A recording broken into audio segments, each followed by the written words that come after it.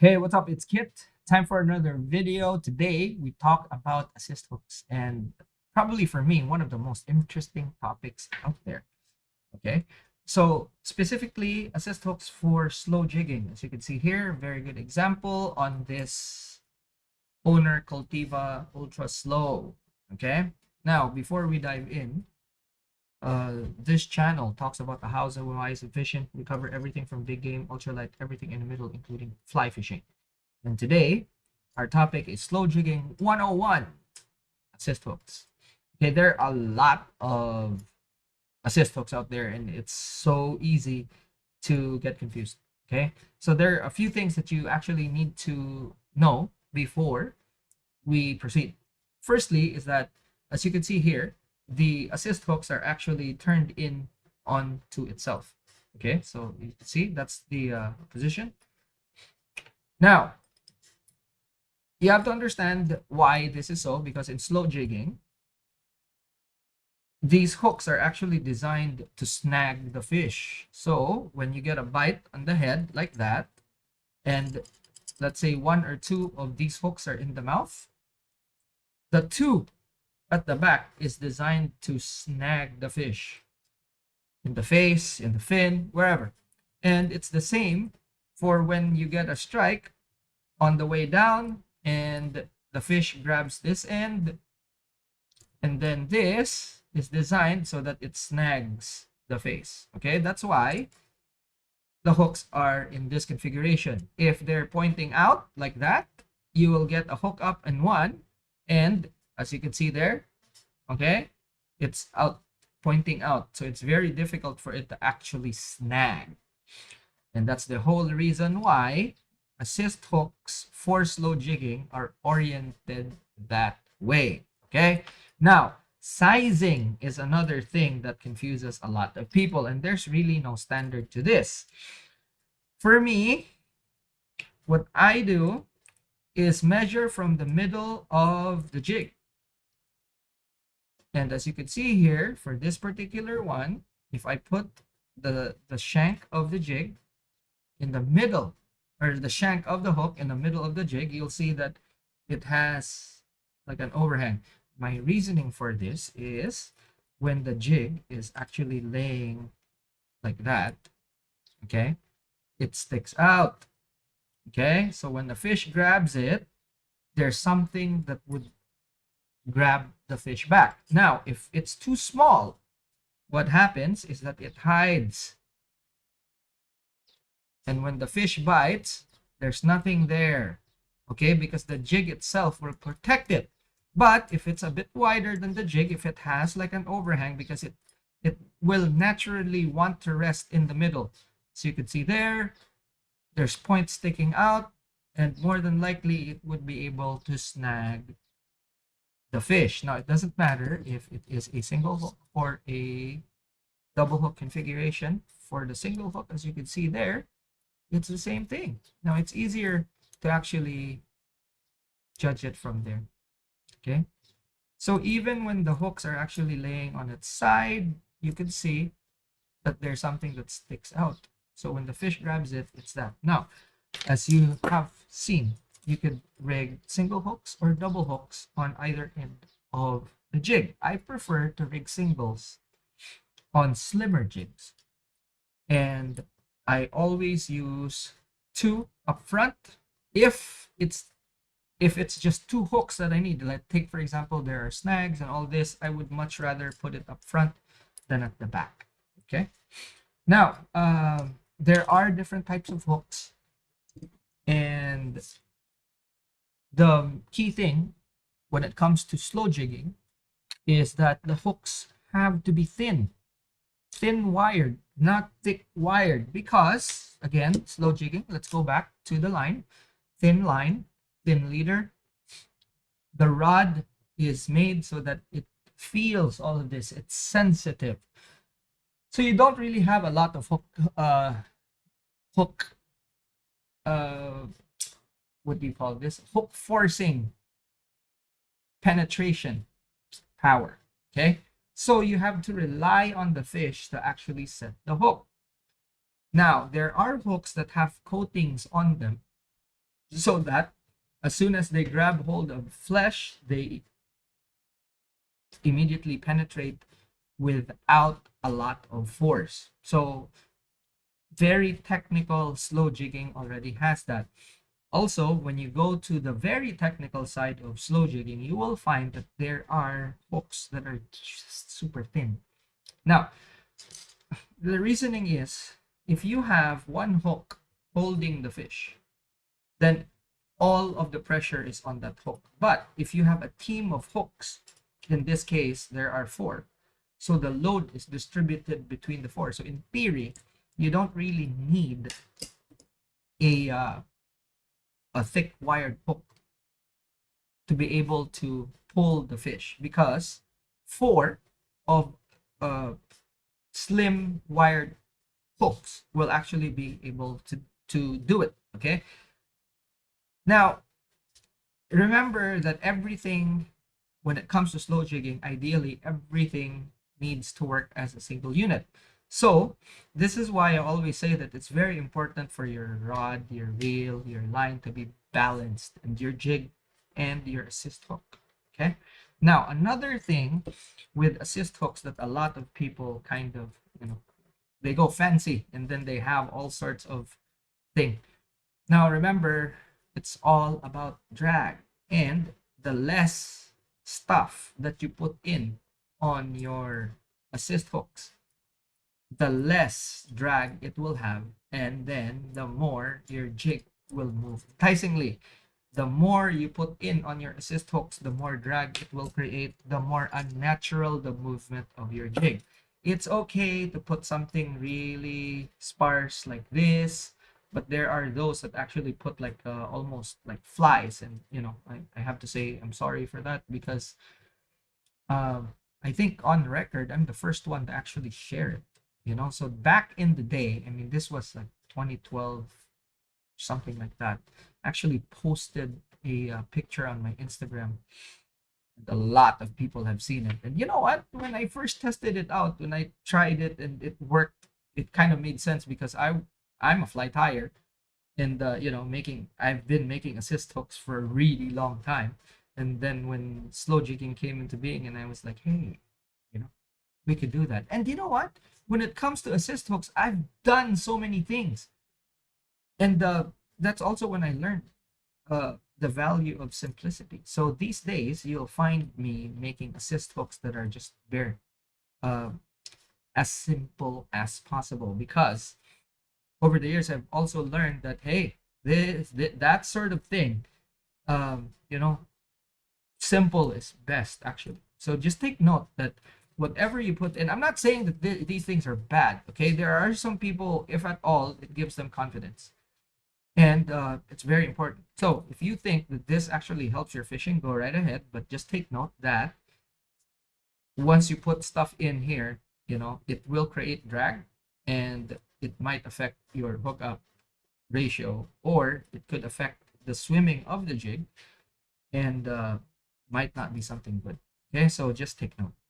Now, as you can see here, these assist hooks are perfect for this jig, and they're placed exactly where they're supposed to be. So there's a science to making assist hooks. Now, if you're starting out, you are basically kind of like a slave to what's out there for sale. So remember that when you're, and it doesn't matter if it's a single hook configuration or there's two hooks here, two hooks there, the hooks at the back should be longer than the ones up front.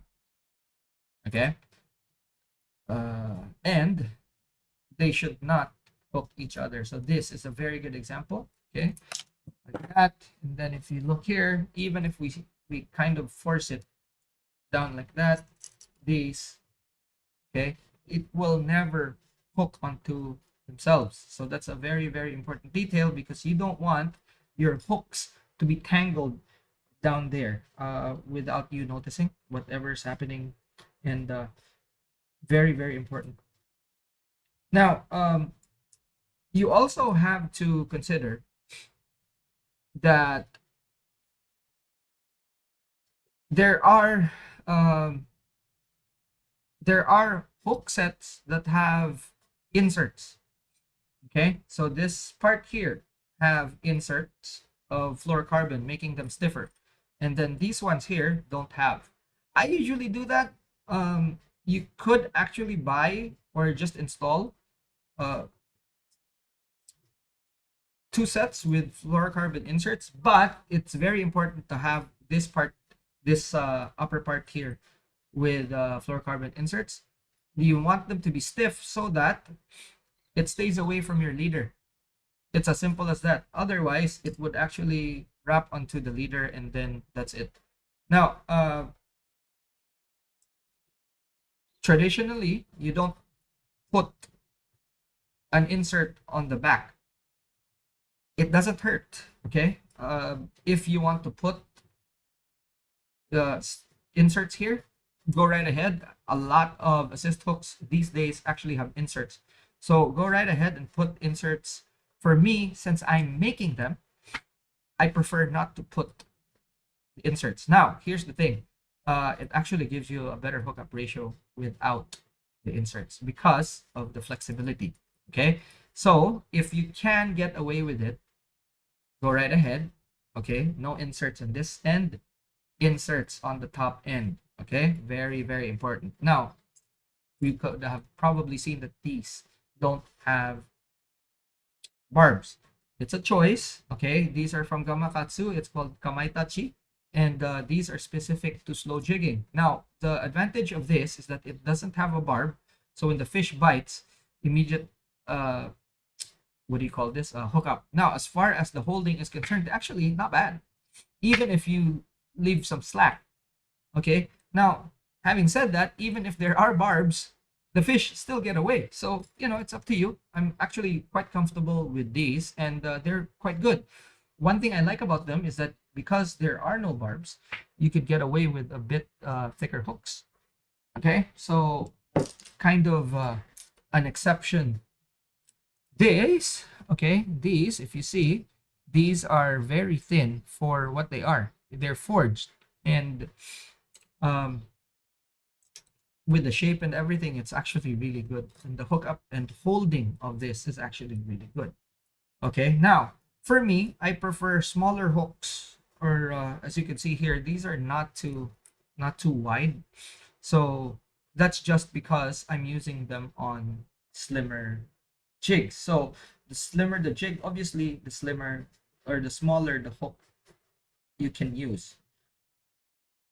So for me, because I measure from the middle, right? So you can see that there's a gap right there, and that's great. Depends. This is for me. Yes, again, this is something that I have just kind of devised on my own, saying that this is how I size mine, and that's that. Okay. Now there are hooks with eyes, and then there are hooks without.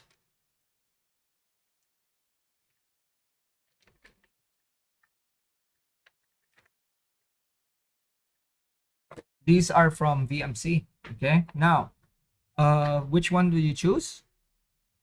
It doesn't matter. Okay. If they're ready made, that's it. It's fine. You could use either the ones with the eyes or the ones without. Now, for this particular model, the 7117, they're lighter than the 7269s. So just take note that if it has eyes, more than likely it's also made with thicker hooks. But these, and I think pikes as well from Decoy, they have hooks that are specifically made for slow jigging, and they're thinner than usual. So that is the huge qualifying factor. Slow jigging assist hooks come in different sizes, even down to the smallest ones like these for ultralight slow jigs. These are from Owner, okay, designed by yours truly. So these are also really good, and I'm gonna show you hook that actually has that coating that I'm telling you about. So there we go. As you can see, it's actually black or gray, whatever. So these hooks, hold on.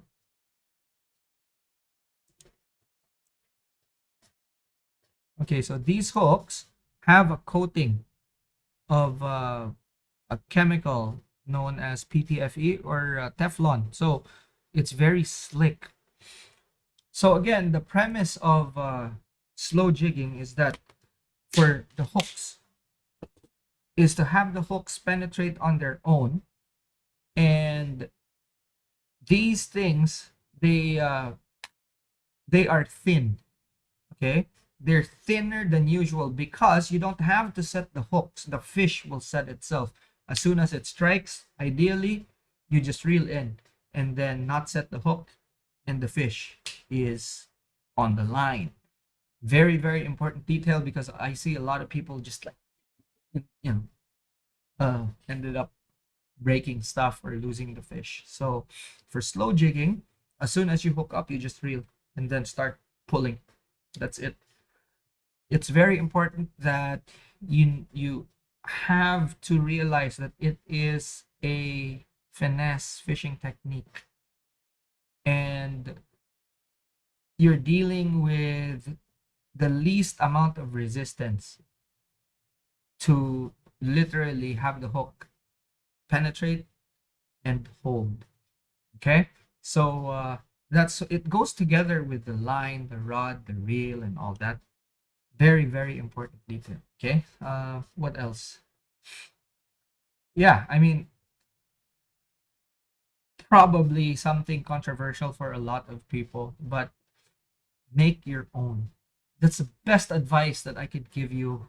If there is one takeaway for this particular video, it's to make your own. And I have a lot of instructional videos in the channel for each type of jig that I can get a hold of, and I'm still gonna add more.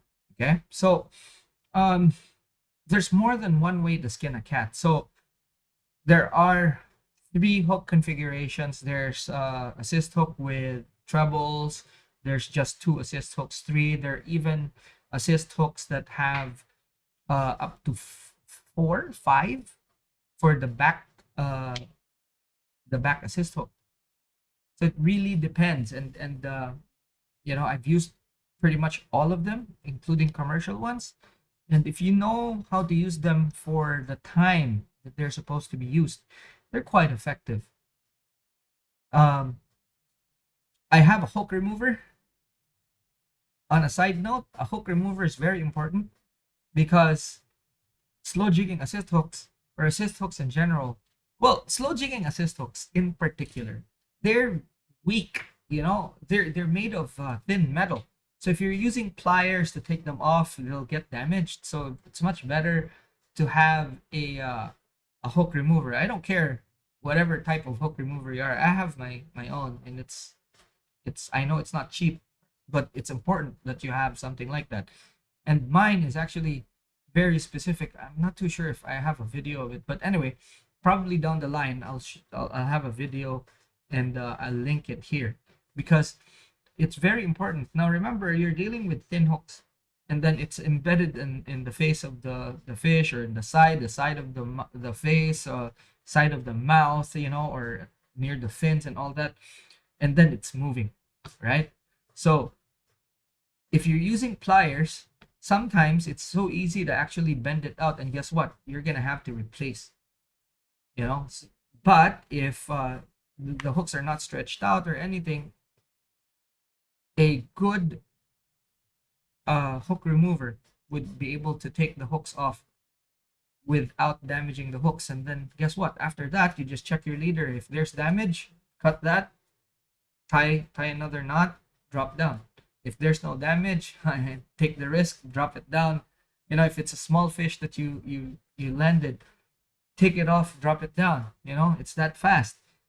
But if you keep on removing the hooks and replacing them, then you know it's gonna take time. So just a side note, something uh something that you also need to keep in mind. Uh the more stuff that you put on the hook, the more drag it will have, and the more it will affect the swimming motion of the jig. Again, I have to say that because it's very important. A lot of people are putting like literal flies on the assist hooks. Not only does it affect the hooking and holding, okay, the holding power of the hook itself, but it might be hampering the movement of the jig, and you will not be getting as many strikes as you should be getting. Okay, and remember, surface area. Okay, the more you put on the jig itself, the more stuff that you put on the assist hooks, the more, and it also goes with the thickness. You know, the thicker this is, the more it will have drag. So the least drag that you can put on your assist hooks, the better for your jig. Okay, that is it for this video. If you have questions, drop them in the comment section. I'm pretty sure this video is going to have a lot of questions. And it's just one of those. Again, very, very basic, just gleaming on this topic right here. If you want a more detailed look at assist hooks, there's a lot of videos in the channel, and there's links to some of them in the description. Okay, now if you want to learn more, subscribe if you have not yet. Like this video if you learned something. Share this video if you want your friends, family members, fishing buddies to learn with you. And if you want to help this channel move forward, click on that membership button. Alrighty, helps me, helps you. Okay, so whatever I'm getting, I'm just literally returning back because yeah, you know, it just helps me get these videos to you guys. Alrighty, so that is it for this video. Thanks so much for watching. I'll see you in the next one. Class dismissed.